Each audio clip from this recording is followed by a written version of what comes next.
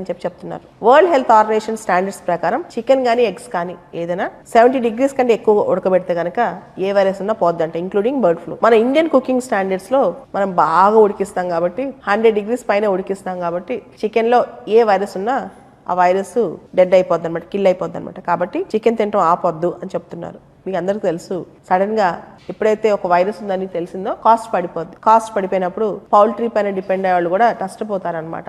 దానికి హెల్త్ గా అంటే హెల్త్ పరంగా కూడా ఒక ఎక్స్ప్లెనేషన్ ఇచ్చుకున్నారు. కరెక్టే, వరల్డ్ హెల్త్ ఆర్గనైజేషన్ స్టాండర్డ్స్ ప్రకారం బర్డ్ ఫ్లూ కానీ ఏ వైరస్ ఉన్నా 70 degrees కన్నా ఎక్కువ ఉడికిస్తే కనుక ఆ వైరస్ దానిలో ఉండదు. కానీ థింగ్ ఏంటంటే ఇండియాలో కొన్ని సందర్భాల్లో మనం ఉడికిచ్చే పద్ధతులు కూడా చాలా డిఫరెంట్ గా ఉంటాయి. అందరూ 70 degrees ఏం కాదు, కొంతమంది సబ్ స్టాండర్డ్ గా కూడా ఉడికిస్తారు, పూర్తి స్థాయిలో ఉడికించకుండా. మరి అది కూడా డేంజరస్ కాబట్టి జాగ్రత్తగా తినొచ్చు, కానీ జాగ్రత్తగా బాగా కుక్ చేసి ఫుల్ గా కుక్ చేసి తినాలన్నమాట. సో ఇలాంటి యాడ్స్ కూడా చాలా ఇంపార్టెంట్. ఎందుకంటే ఇప్పుడు బర్డ్ ఫ్లూ వస్తుంది కాబట్టి ఏదైనా సరే ఒక వైరస్, ముఖ్యంగా బర్డ్ ఫ్లూ లాంటి